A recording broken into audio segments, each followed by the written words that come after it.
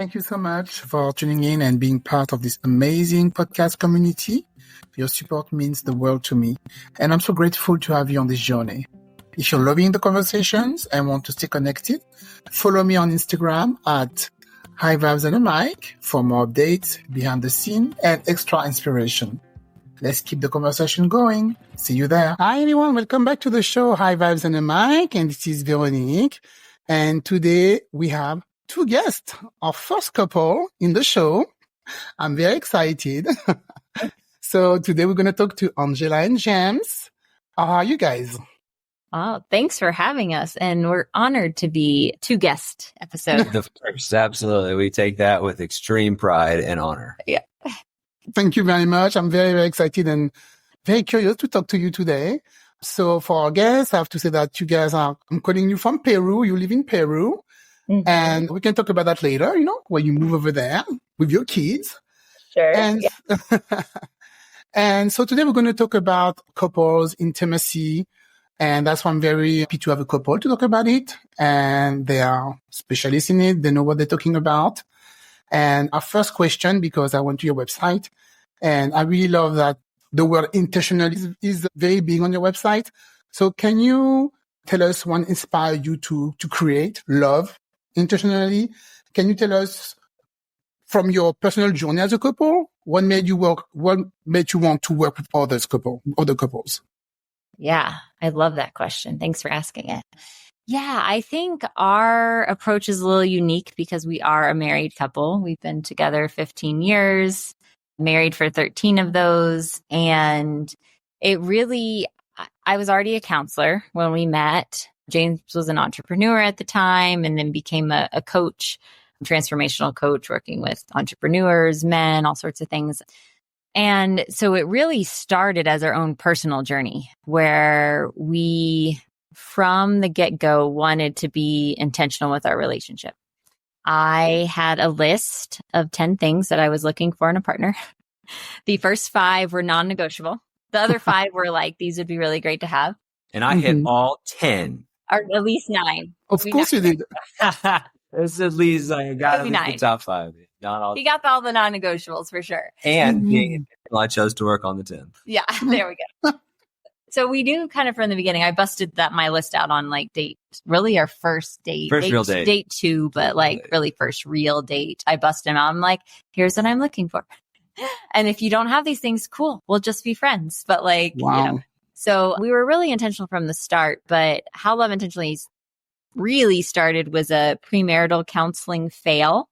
I was a counselor. And so I said, let's do premarital counseling. It's great. We're going to talk about how we're going to parent together. I already had one child and we wanted to have more, how we're going to handle our finances, who's going to clean the toilet, right? Very important things we're going to decide. That's not a joke counseling either. That's a legitimate, who's a concern. The toilet.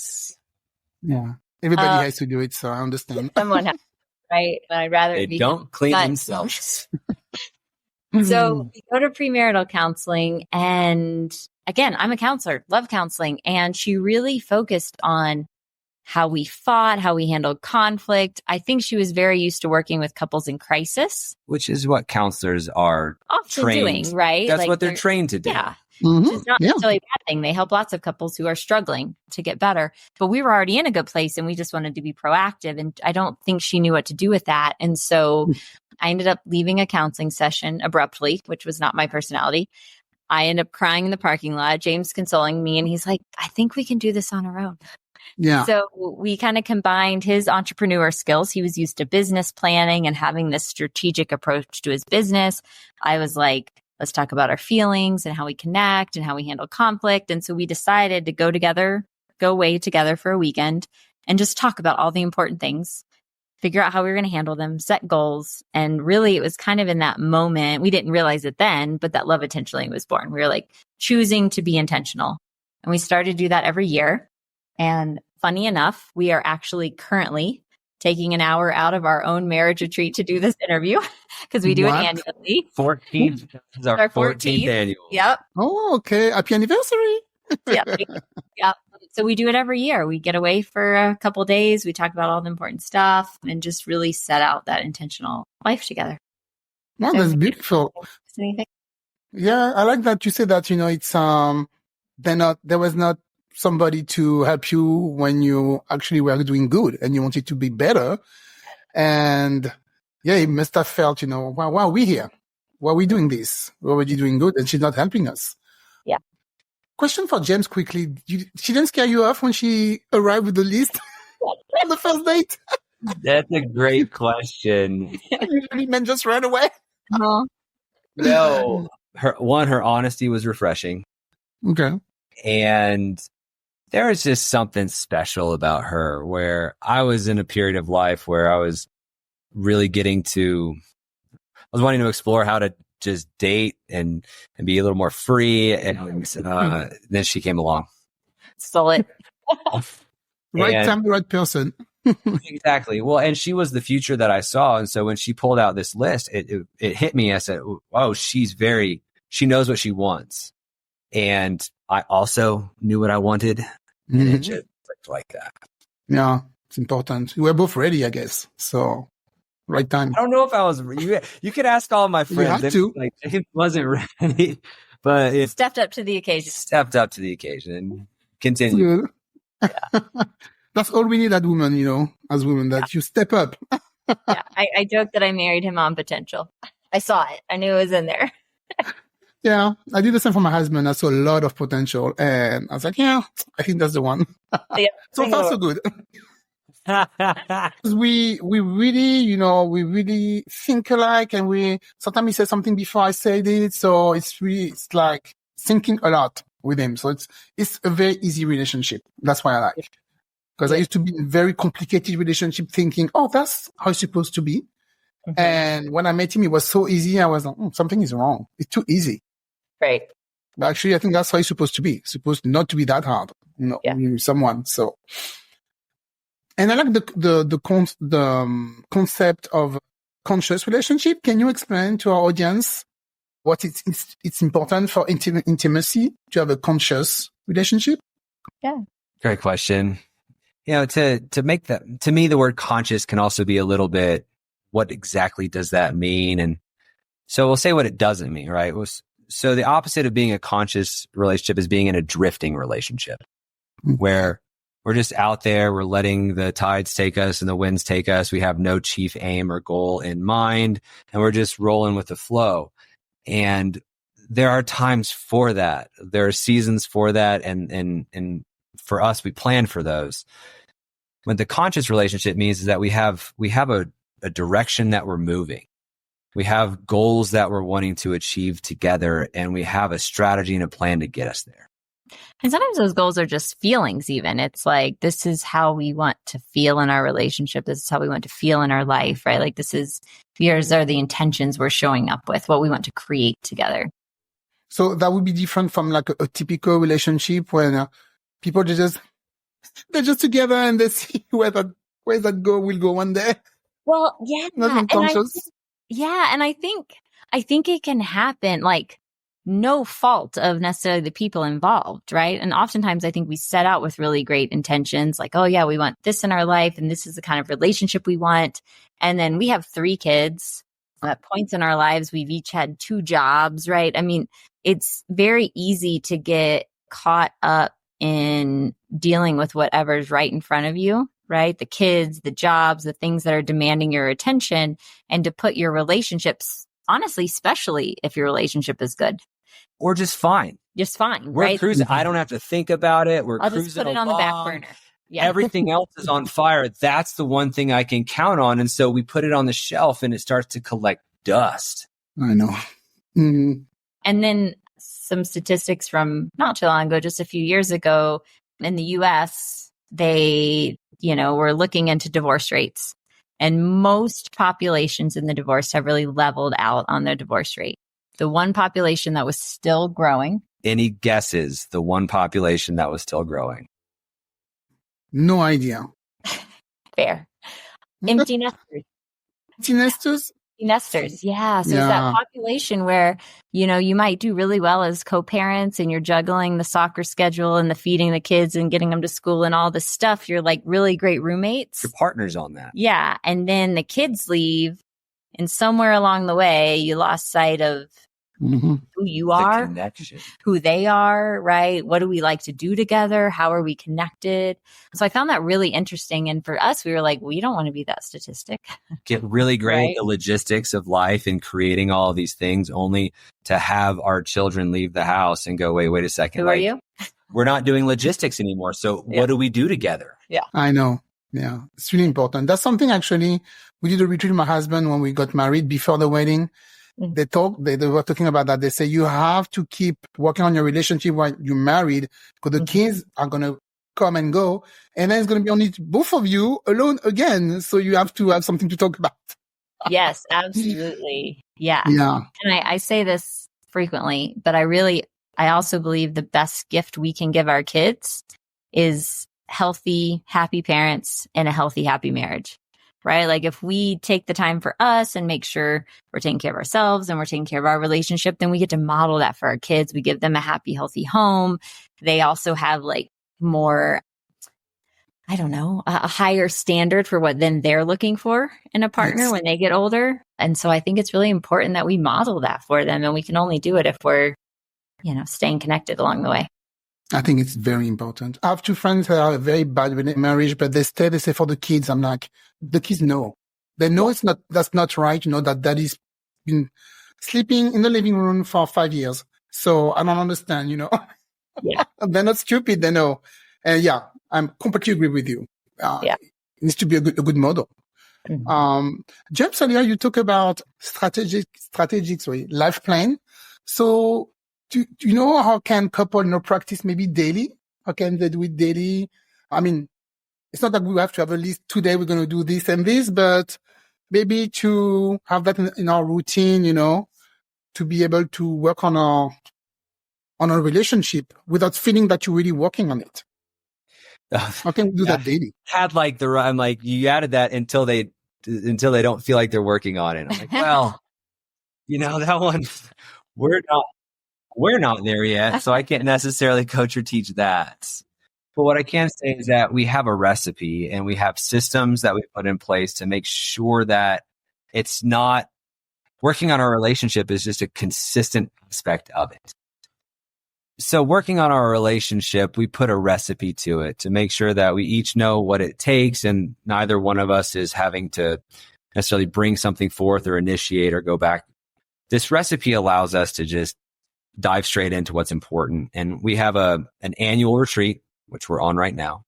We do a quarterly check-in from everything we talk about in that retreat. But the one thing that we do that doesn't really feel like we're working on our relationship is our weekly check and connect. So every single Sunday, the two of us have a meeting. It takes about an hour. And you can call it a meeting. We can call it a connection. We can call it some time to drop in together. Like call it what feels right for your relationship. That's the one time a week where we look at what's coming ahead. We look at our calendar. We figure out what we're going to feed our kids because they're going to be at karate this night and then soccer at that night. And they want to eat so many times a day, these children. All the time. I know. Okay.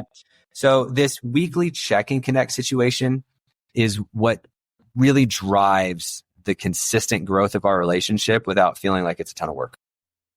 Okay. Yeah. I don't know if I could do that with my husband. Sit down every one day in the week and say, okay, this is what we're going to do for the week. It's going to feel like another meeting, a work meeting for him. Sure. We have to be on the same page for this. Yeah. And you know what? Part of me wants to go, you know what? These aren't for everybody. And the other part of me goes, they absolutely are.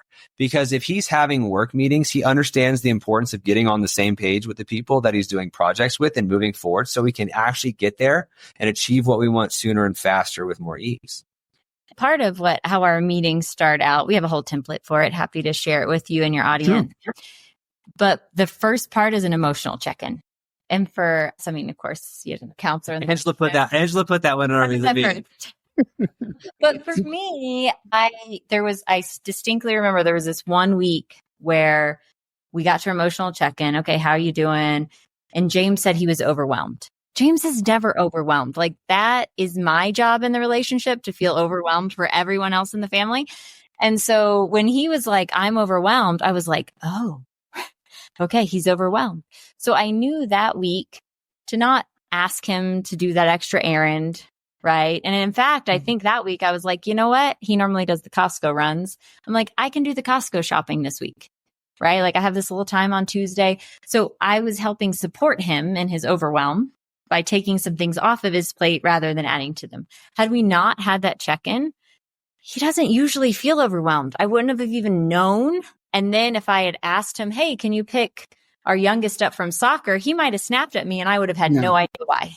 Right. Exactly. So doing both the emotional check-in and then just logistical planning for the week, I really feel like helps us not only to be on the same page and the same team, but it helps us prevent a lot of potential conflict that could come from not checking in, right? Not knowing where each other is at. And to all my people who are still resisting it, okay, I want to be in the present. I want to enjoy life. He's right? more spontaneous. Yeah. And so what it did is that, and every morning we were having to have a conversation about where the kids, who's picking them up from school, what's for dinner tonight. There's all these logistical, like what life needs sprinkled in every day, all throughout the week. And what this did for me was it channeled in 80 to 90% of that conversation into 1 hour a week. So then we could just flow. And that changed a lot for me. I mean, you might be good at it. My husband is horrible. I would tell him something for some, like, in 3 days, we have this thing or whatever. It's on the calendar. Not going to remember. I'm like, what do you mean you're going out tonight with the girls? I don't know about that. I'm babysitting. I told you 2 days ago. It's on the calendar.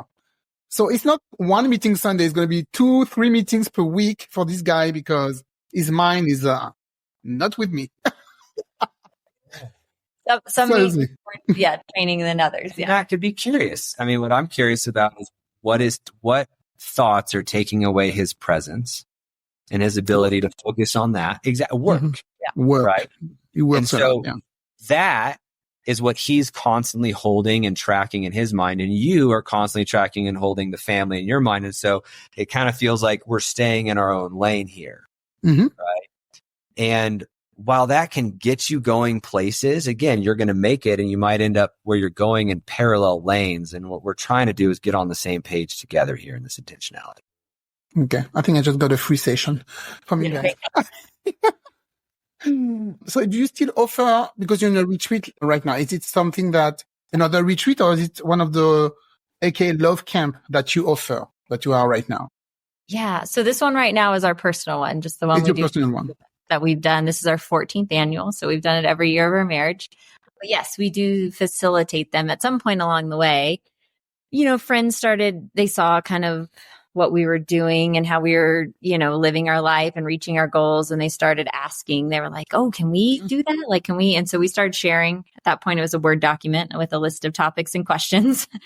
So we started sharing with our friends. And then the feedback we got was like, oh, this is great. Like, you should share this with the world. So we started doing that several years ago. So now we facilitate a couple a year where we facilitate a retreat for 5 to 6 couples and we come together and we go through all this, and they're really beautiful, lovely experiences, part strategic planning, part connection.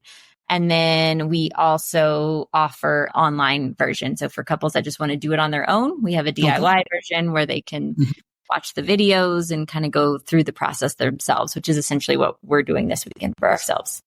Working on relationships is sometimes vulnerable, if you can imagine.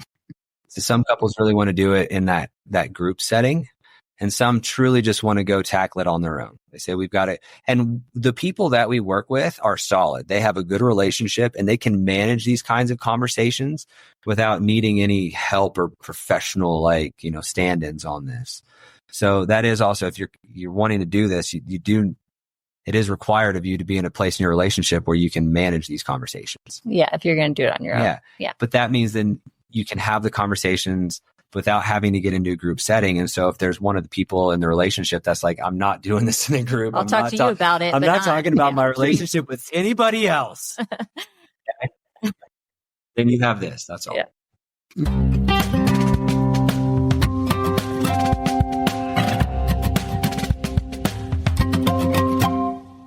So you don't help couples in crisis. You help people who have a good relationship and they want to be better at it, right? Just to be clear. If people decide that they're going to be married for life, or what we like to call their ride or die, right? All in. all in couples. Those are the ones that we work with. Okay. Now, there's a lot of that. I mean, there are a lot of great therapists and counselors out there that work with couples in crisis. So, and I think if couples are in crisis, like absolutely seek help, right? And whether that's giving you clarity on stay or go or whatever, I don't have any judgment about what your final decision is, but I think seeking help is great. What we found was that there was really kind of this void for couples that were doing well, right? We're good. Right. But we could bring more intentionality, or we could connect more deeply, or we could, be more strategic about how we're handling our finances, whatever. And every couple has their issues. Even great couples have generally one area of life that's a struggle for them, whether it's finances or intimacy or co-parenting, right? In-laws, who knows what it is. And so we really saw this void for couples that were doing all right. They're doing well, but they have a desire to either clean up this one area or to make their overall life more intentional. Yeah. And those are the couples we want to help. I like the fact that, your friends noticed that it was good for you and they asked, oh, how can we do this? Can we join? I really like that. So it means that, you're really showing that you're happy, right? That it's working out. So I like that. It was a sweet surprise that they noticed. Yeah. Yes, we are onto something here. And what was also really amazing about it is then when we're helping all of the couples and the friends that we're closest to enrich their marriage and grow in their life, everybody starts to get in on it together.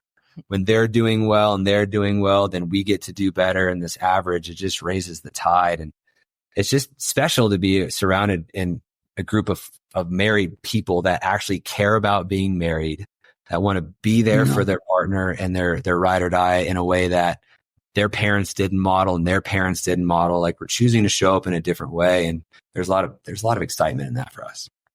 Yeah. Being surrounded by positivity. So important. James, do you know how do you know how to ask the right question to those couples, to help them find clarity? Or I'm sure you have, you have a recipe, but how do you know what to ask them? My next question is always embedded in their current answer. Okay. Right.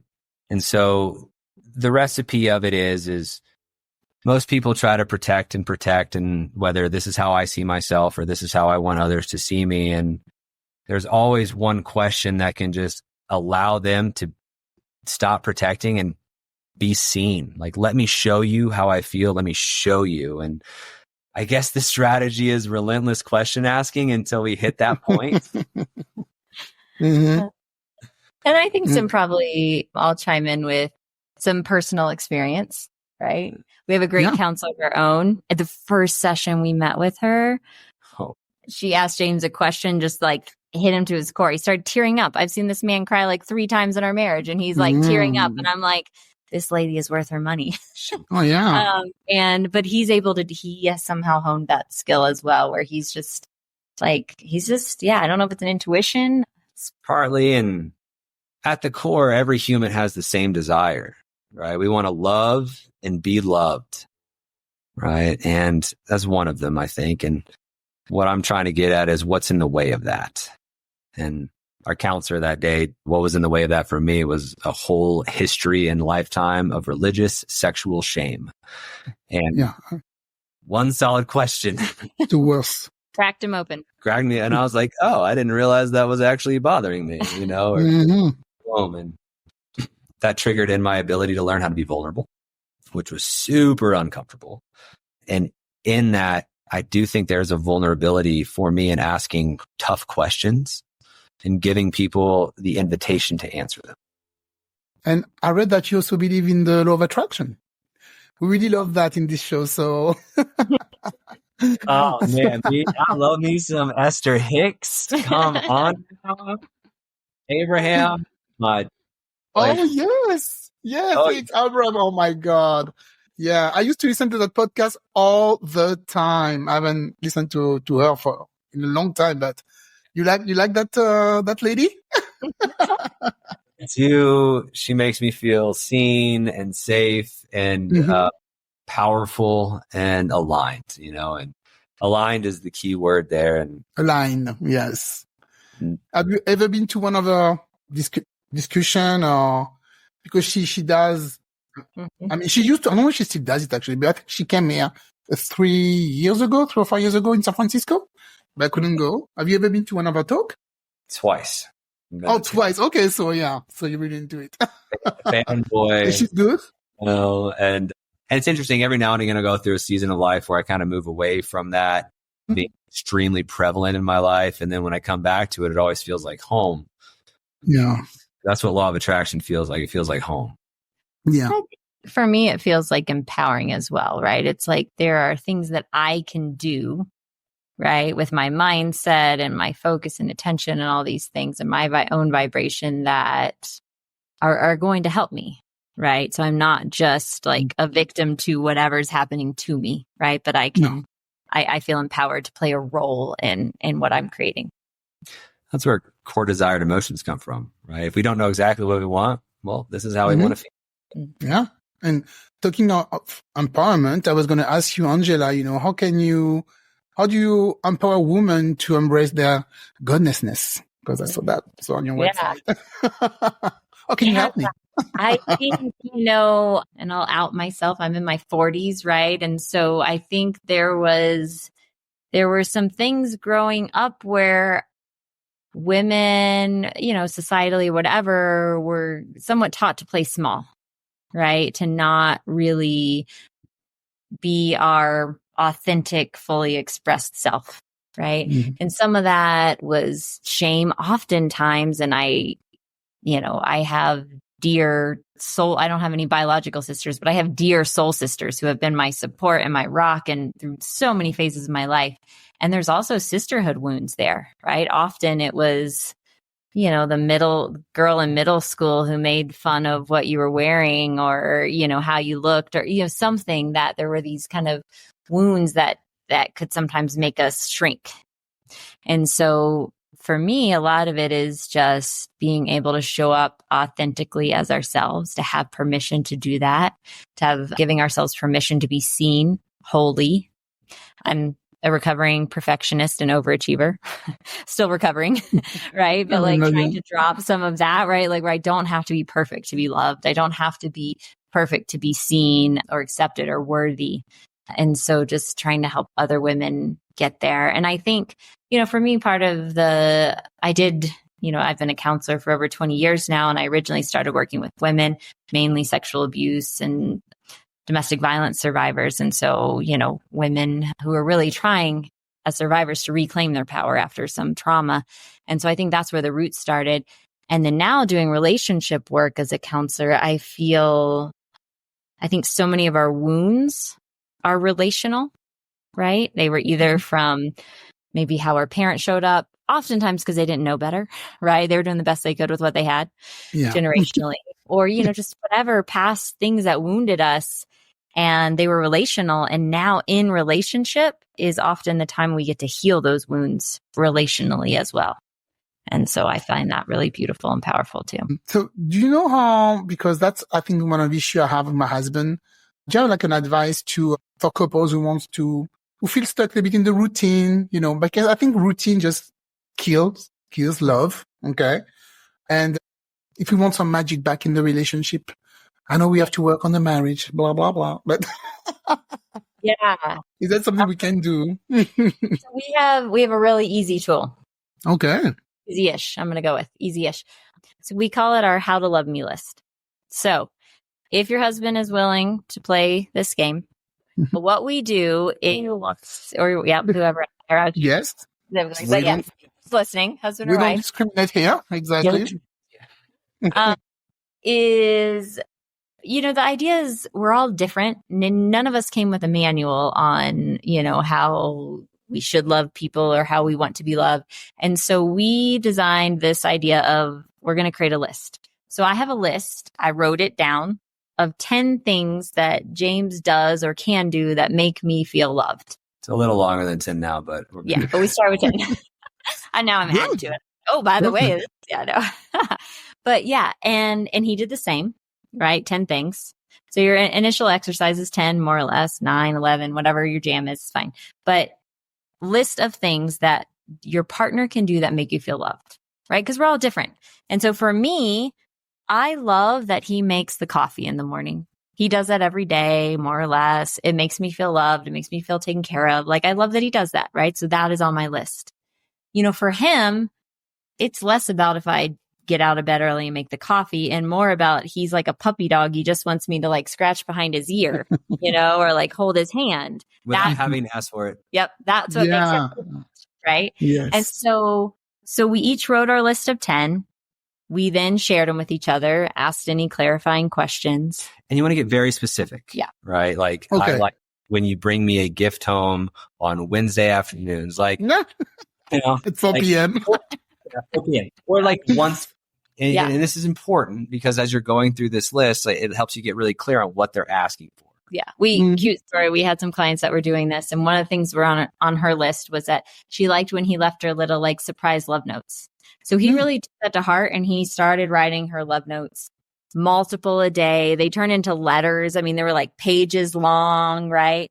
And she started getting them and she was like, We get on our next coaching call a week later and she's like, we're like, how's the list going? She was like, I mean, it's really sweet. And I liked him more when they were surprised. And when I know he's going to write me a novel every day, it's not really a surprise.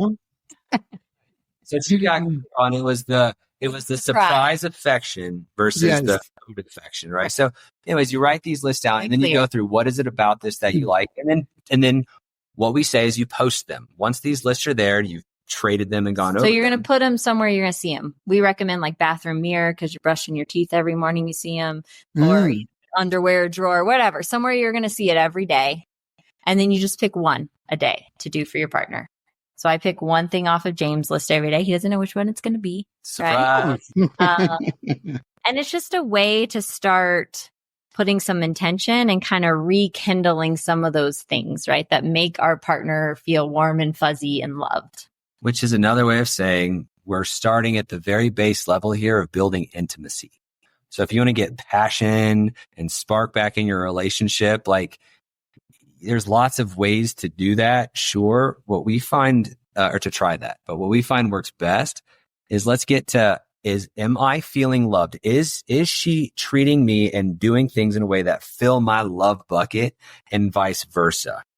Which ultimately is the kind of intimacy language and style that we want to receive. And so now that we're getting the intimacy that we want, then we're able to now give more of the intimacy that they want. And it creates this beautiful vortex. Yeah. And if it's creating that kind of safe container of, oh, I feel loved, I feel appreciated, right? Then so many other types of intimacy become available and on the table, right? When that base core need is met. Yeah. So start easy and go from there, right? Yeah. Do a little list. Angela is cleaning the toilet on the list too or not? I love it. I'm going to add it now. It was on my list 15 years ago. I'm putting it back on. I mean, seriously, like who gets a list? Who gets a manual, on how to love your partner, and who even takes the time generally to think like, what makes me feel loved, right? Mm-hmm. So all of a sudden, like what was cool is I did that list and there were a few things that she was doing that make me feel loved that I didn't necessarily realize. It's like, oh, that does make me feel loved, So it's a really cool exercise and we really encourage each of you to try that. Easy way to start. Yeah, you're really conscious in your relationship. That's for sure. You're really there. It's not automatic. You're not like robot. I really love it. It's very important. Maybe that's, if we do that more, there will be less divorce. I think sometimes people don't take, also marriage seriously. So at the first issue, they ask for a divorce. So yeah. Yeah. Is there anything you want to add before that I didn't ask? Maybe something, you want to share with us? It's coming up for you. I think, one of the things we also talked to, which is kind of a follow-up to the question you just asked about bringing that spark back, that can get kind of like, I don't know, put out by some routine and just life throwing things at you, is we really look at intimacy holistically, right? Mm-hmm. So there's emotional intimacy, intellectual, spiritual, physical, which is more like affection, sexual, right? There's all these different types of intimacy. And one thing we've really worked on is trying to fill each other's intimacy buckets. One, in the way that the other person likes to receive it. right? So for me, I really need emotional intimacy to feel that connection and that safety and that love and security for the other types of intimacy to be available for me, right? James loves physical intimacy, right? I said he's like a puppy dog. He likes me to scratch behind his ear and hold his hand and all those things to feel close and connected, right? So how do we fill each other's intimacy style and intimacy buckets, how they want to be filled, because every person's different. And then also just recognizing that anytime we're filling any type of intimacy, it's also helping all of the buckets rise. And there's, times in life where, I just had a baby and no, there's not any sexual intimacy happening right now, right? I'm recovering and all the things. And so what other types of intimacy are available in this moment? Can we cuddle on the couch? Can we, give each other, express gratitude and words of affirmation and that kind of stuff? But what types of intimacy are available to us right now that are going to help us feel connected? And that's one of the things we kind of help couples with, to, especially if some of that spark has died, which is normal. It is totally normal. It happens to all of us, right? We get in these seasons of things are routine and we're just, kind of become roommates because we're trying to make life happen. Career, kids, whatever. I know. That's the word roommate, the word that scares me. I don't want that. I don't want to, I had roommates. That was great. Right. I don't want my husband to be a roommate. Yeah. Yeah. And it's that connection and intimacy. This is what makes it all worth it. We can have the kids, we can build the wealth, we can have the investments, the house, the vacations, the experiences. But if we're not, we could be at the most amazing place on the planet, but if we're fighting or not connected, like what's the point?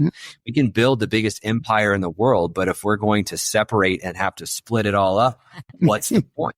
Yeah.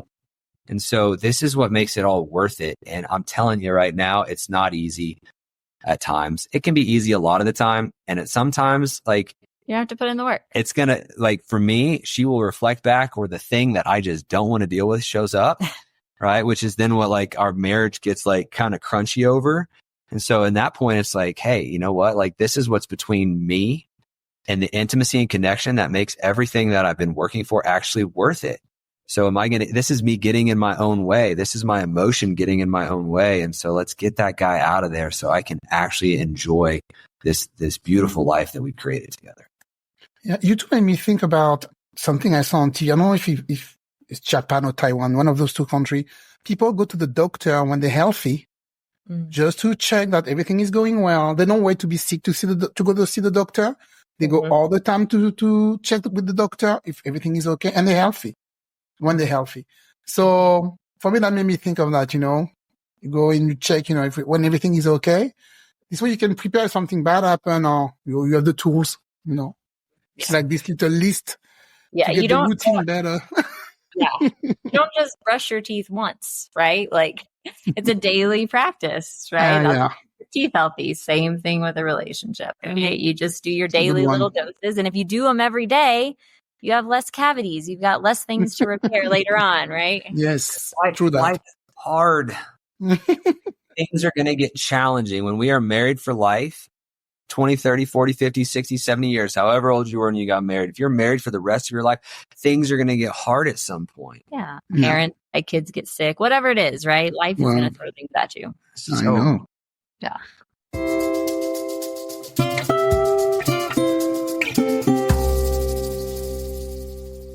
Talking about kids, how do the kids love Peru? Do they speak Spanish? They do now. Yeah, they have to now. Yeah. They learn very quickly, right? So they learn so quickly. I'm a little jealous. When we came here, how old are they? Sorry.